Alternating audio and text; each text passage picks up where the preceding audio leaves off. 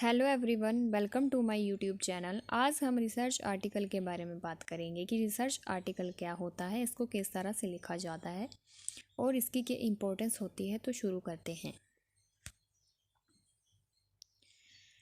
Research article एक प्रकार का जर्नल आर्टिकल होता है। इसको जो है एक लेखक एक विषय का चुनाव करके लिखता है। जो विषय उसको अच्छा लगता है, जो विषय जो है उसको सूटेबल लगता है अपने रिसर्च आर्टिकल के लिए, उसी का चुनाव करके वो एक रिसर्च आर्टिकल लिखता है। रिसर्च आर्टिकल को हिंदी में शोध आलेख कहते हैं या शोध लेख कहते हैं। ये एक प्रकार का प्राइमरी सोर्सेस होता है। इसको प्राइमरी सोर्सेस के रूप में भी जो है यूज़ किया जाता है। रिसर्च आर्टिकल को पब्लिश करने से पहले जो है वो इसका एक रिव्यू किया जाता है। रिव्यू करने के बाद ही जो है इसको पब्लिश किया जाता है।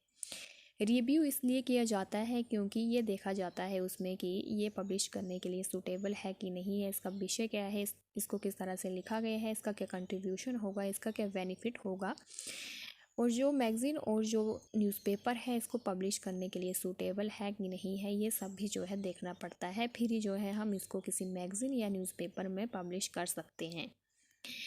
अब बात करते हैं इसके पर्पस की कि इसका उद्देश्य क्या होता है। इसका उद्देश्य होता है कि रिसर्च आर्टिकल जो है वो विश्वसनीय होना चाहिए, विश्वसनीय तरीके से लिखा होना चाहिए, इसकी क्रेडिबिलिटी एनहांस होनी चाहिए और इसका जो कंट्रीब्यूशन है वो आगे चल के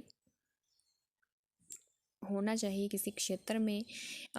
इसका कुछ बेनिफिट होना चाहिए। ऐसा नहीं है कि हम कुछ भी लिख रहे हैं और उसका कोई बेनिफिट नहीं है, उसका कोई कंट्रीब्यूशन नहीं है, तो वो जो रिसर्च आर्टिकल होगा वो सही नहीं माना जाएगा, ऑथेंटिक नहीं माना जाएगा और वो पब्लिश भी नहीं होगा।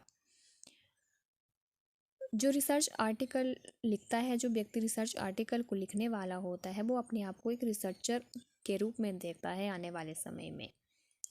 अब बात करते हैं हम इसके एब्स्ट्रैक्ट की कि इसका जो सार होता है वो किस तरह से लिखा जाता है। इसका जो सार होता है वो संक्षिप्त रूप में लिखा जाता है, शॉर्ट वे में लिखा जाता है, ज़्यादा बड़ा नहीं होना चाहिए, 150 से 250 वर्ड के बीच में होना चाहिए।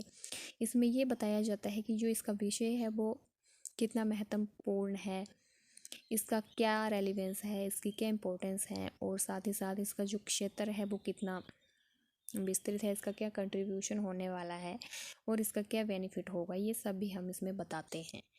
फिर इंट्रोडक्शन लिखते हैं। रिसर्च आर्टिकल की जो इंट्रोडक्शन होती है वो कंसाइज होनी चाहिए और जो इन्फॉर्मेशन इसमें लिखने के लिए ज़रूरी है वो ही इसमें लिखें।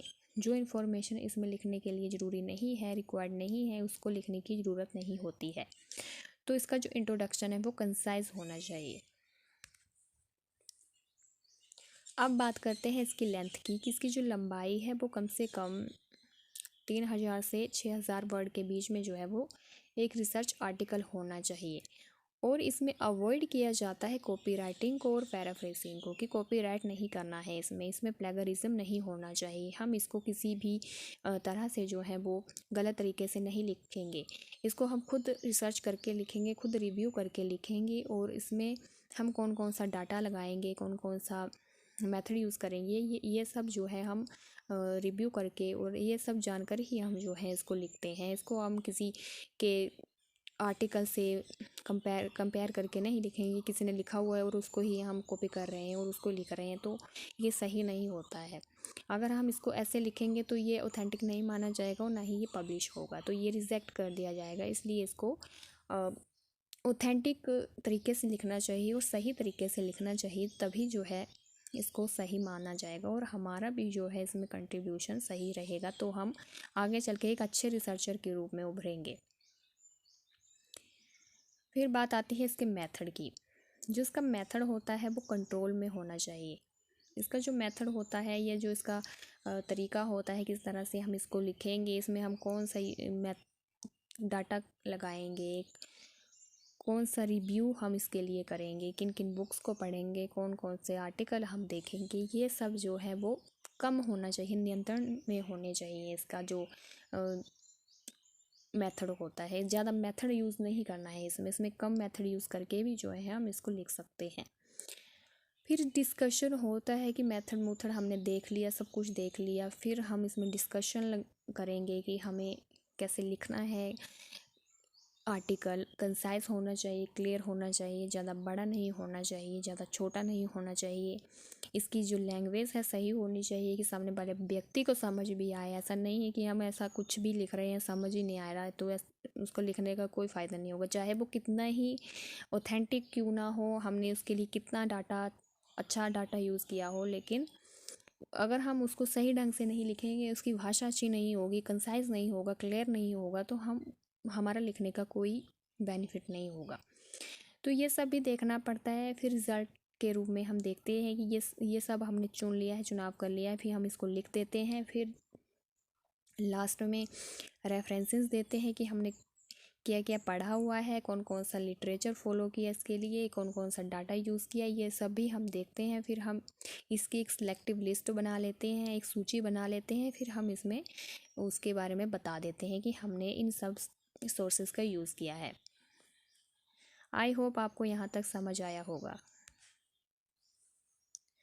अब बात करते हैं इसके स्टेप्स की कि इसको किस तरह से लिखा जाता है। तो ये कुछ स्टेप्स होते हैं।